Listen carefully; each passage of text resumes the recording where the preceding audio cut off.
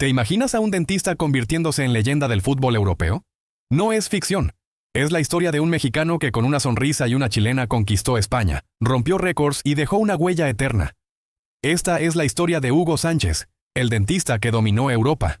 Hugo Sánchez nació en la Ciudad de México, un 11 de julio de 1958. Entró a la Academia de Pumas y ahí empezó a entrenar como si la vida le fuera en cada toque. Pero aquí viene lo extraordinario. Mientras aprendía a meter goles, también estudiaba odontología, porque él no quería elegir entre lo seguro y lo que amaba. Quería demostrar que sí se puede ser muchas cosas, cuando te lo propones de verdad. En 1975, con solo 17 años, Hugo fue parte de la selección juvenil que jugó el Mundial Sub-20 en Cannes. El resultado, México campeón. Su apodo desde entonces, el Niño de Oro. Y no fue suerte, fue disciplina, fue fuego interno, fue carácter. Después llegó Montreal 76, donde compitió en los Juegos Olímpicos, mientras su hermana Erlinda, gimnasta, también representaba a México. Esa familia no venía a participar, venía a dejar huella.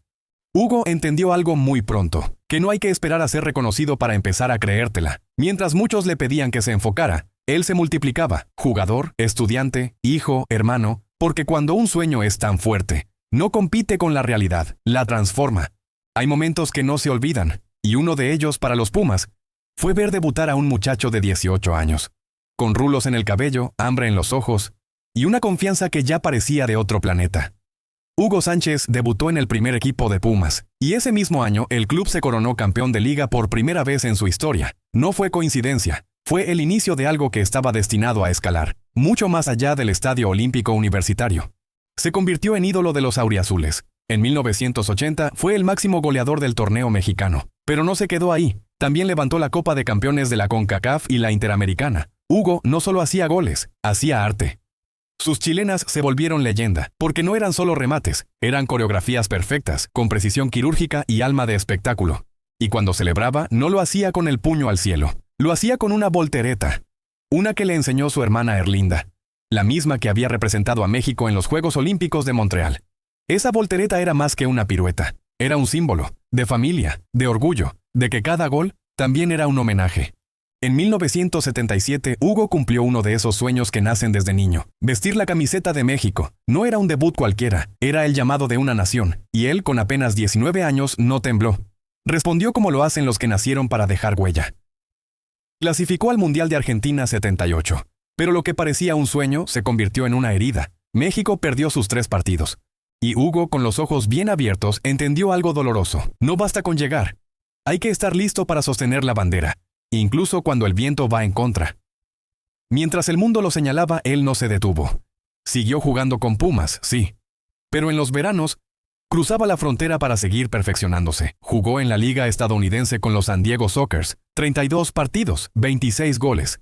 No había descanso, solo hambre. Hambre de ser mejor, hambre de trascender, hambre de volver más fuerte. En la temporada 80-81, Hugo levantó otra liga con Pumas. Fue su despedida. 200 partidos, 104 goles. No dejó dudas, solo un mensaje claro para quien quisiera entenderlo. Gracias Pumas, ya estoy listo para lo que sigue. Hay decisiones que no se toman con la cabeza, se toman con el alma, y Hugo la tenía clara. Si quería ser el mejor, tenía que salir de casa. No fue fácil dejar Pumas, dejar su gente, dejar la comodidad de ser ídolo en su tierra, por la incertidumbre de ser un desconocido en Europa. Pero los que nacen para volar no pueden quedarse toda la vida en la misma jaula, porque el que se atreve a dar ese salto no siempre sabe si va a caer, pero sí sabe que quedarse nunca fue una opción. Y así, con una maleta llena de goles y un corazón que no le cabía en el pecho, Hugo Sánchez cruzó el océano, no por fama, no por dinero, sino por algo más grande, por la oportunidad de demostrar que un mexicano también podía conquistar el viejo continente. Hugo venía de romperla en México. Arsenal lo buscó, Atlético también, y aunque el Mundial de España 82 se acercaba, él no lo pensó 2 veces. Eligió al Atlético de Madrid porque no vino a ver, vino a quedarse. Pero los inicios no fueron de película. El técnico que lo llevó fue despedido antes del debut. El nuevo no creía en él. Lo mandaba a la banda izquierda, lejos del área, lejos del peligro, lejos de donde él sabía hacer magia. Los aficionados lo abucheaban, lo insultaban, por ser extranjero, por ser mexicano, por no encajar con la imagen que esperaban. Y cuando el club dudó, el presidente se lo dijo claro: si quieres quedarte, tienes que renunciar a la mitad de tu contrato. Y Hugo, sin parpadear, respondió: «Tráiganme el bolígrafo». El equipo cambió de técnico. Volvió García Traid, y con él volvió la confianza. Hugo terminó esa temporada con 12 goles, recuperó su contrato, recuperó el respeto y, sobre todo, recuperó su esencia.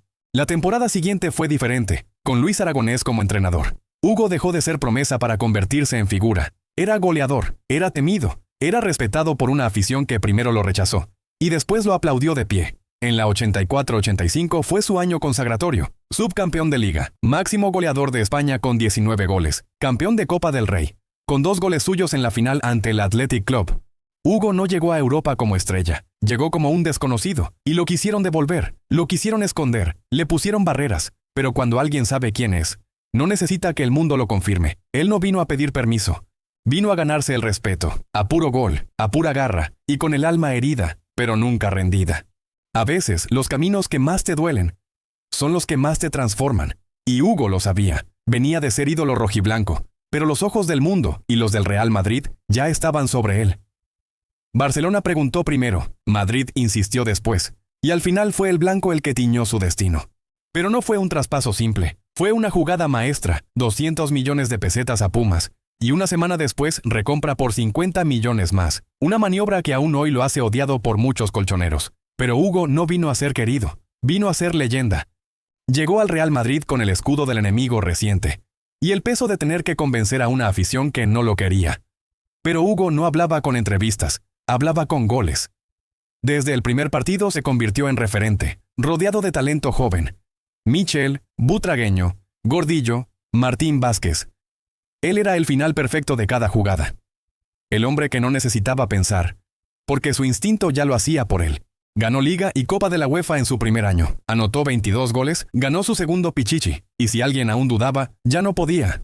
En 1986 jugó el Mundial en casa. México soñó, pero cayó. Él marcó un gol, falló un penal, y regresó a Europa con la herida abierta. Pero en Madrid no se guardó nada. En la temporada 86-87 fue una bestia. 43 goles en 54 partidos. Una máquina de rematar, un depredador fino, un artista sin pincel, que pintaba con los pies. Su química con Butragueño era total, pero aún así, los reflectores solían apuntar al español.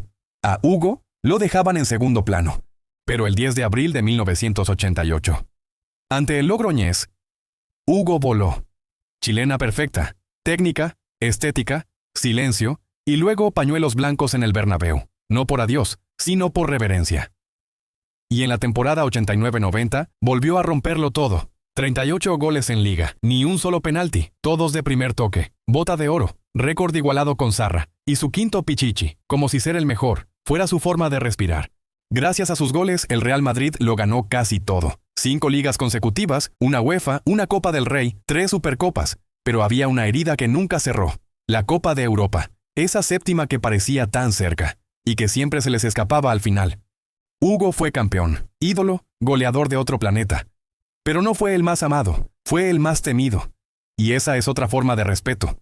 Porque no todos llegan al Bernabéu y lo conquistan. Él lo hizo, con chilenas, con carácter, y con la firme convicción de que el talento mexicano también podía reinar en Europa. Y aunque la Copa de Europa nunca llegó, su legado cruzó fronteras. Cuando has tocado el cielo, lo más difícil no es caer, es saber cuándo soltar. Entre 1991 y 1992, las lesiones comenzaron a cobrar factura. El cuerpo ya no respondía como antes, y Hugo, como siempre, se negó a aceptar lo inevitable. Discutió con el entrenador, se negó a ser suplente, el club lo sancionó. Y así, sin despedida, terminó su historia en el Real Madrid. 7 temporadas, 283 partidos, 208 goles, pero las cifras nunca contaron todo. A los 34 años volvió a México, ahora con el América, 18 goles, un título de CONCACAF. Aún tenía pólvora y orgullo. Capitaneó al Tri en la Copa América del 93. Llevó a México a la final, pero Argentina se cruzó en el camino. Jugó en el Rayo Vallecano, en el Atlante, en Suiza, en Dallas, donde hubiera una cancha, Hugo aparecía. Aunque el mundo ya no lo mirara con los mismos ojos, él seguía jugando con la misma pasión. Y aunque quería retirarse en Pumas, su adiós fue con Celaya, junto a Michel y Butragueño, anotando los 2 últimos goles de su carrera, como si la vida le regalara una última ovación. Su último partido oficial fue el 4 de mayo de 1997. Pero el fútbol, agradecido, le regaló despedidas a su altura. Un hat-trick en el Bernabéu frente al PSG. Un último toque con la selección frente a Paraguay. 58 partidos, 29 goles con el Tri. Y sí, nunca fue el mismo que en clubes. Pero eso no importa. Hugo no fue solo un futbolista. Fue un niño que se atrevió a creer. En un país donde soñar en grande a veces parece una locura. Fue un joven que se negó a elegir entre lo seguro y lo imposible.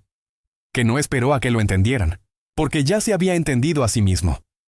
Y aunque muchos lo llamaron arrogante, la verdad es que nunca lo fue.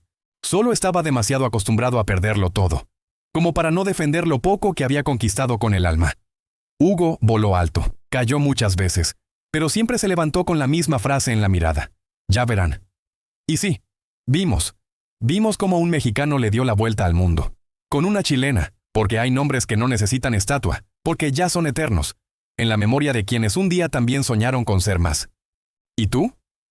¿Qué estás dispuesto a hacer por ese sueño que nadie más entiende pero que a ti te quema por dentro?